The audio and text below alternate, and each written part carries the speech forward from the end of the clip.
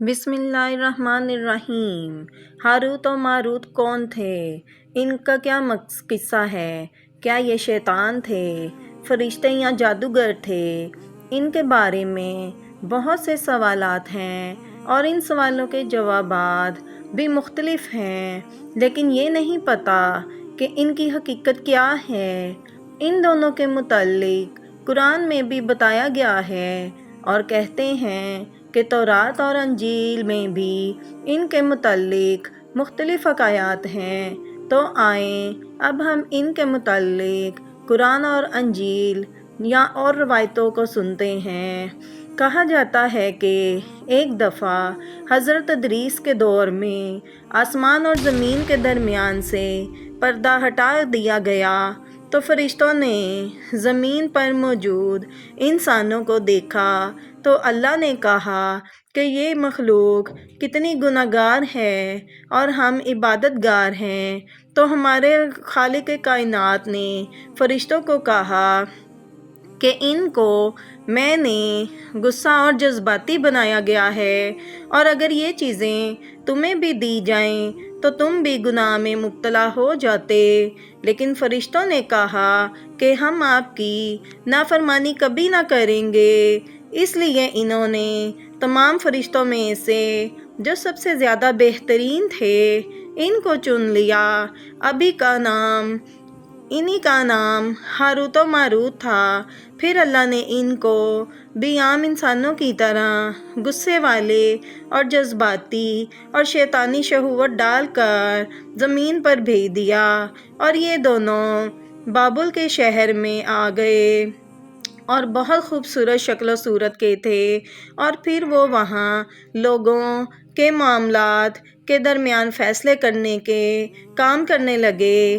ایک دفعہ ان کے پاس کوئی عورت آئی جس کا شوہر بڑا ظالم تھا اور وہ اس کو مارتا رہتا، اس پر ظلم کرتا تھا۔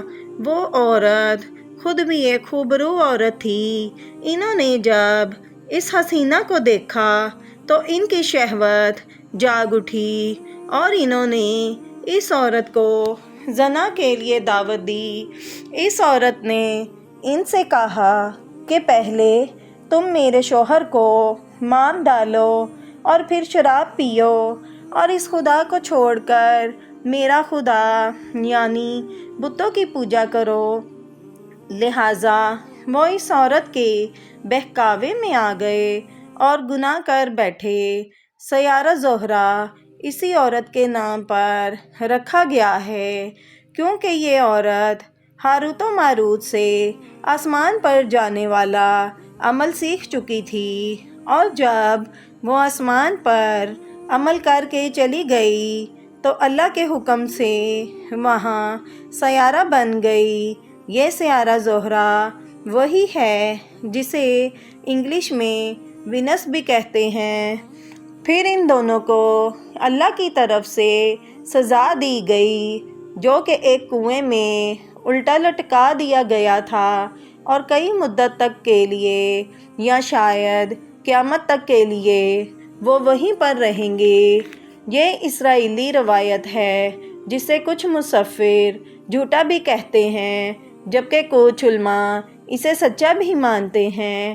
ایک اور روایت کے مطابق بابل شہر کبھی تہذیب و تمدن کا مرکز تھا اور یہ لوگ علم و نجوم میں ماہر تھے، اور یہ لوگ ستاروں کی پوجا کرتے تھے۔ یہ جادوگر تھے اور جادو کے ذریعے زمین پر فساد پھیلاتے تھے۔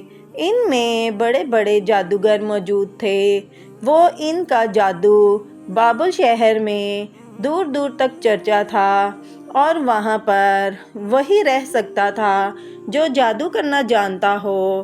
پھر حضرت سلیمان نے بھی ان کو جادو کرنے سے منع کیا، اور ان کی جادو کی چیزیں اور جادو میں استعمال ہونے والے سامان اور کتابوں کو اکٹھا کر کے تخت پر موجود اپنی کرسی کے نیچے دفنا دیا تاکہ یہ دوبارہ اس کو نکال کر جادو نہ کر سکیں۔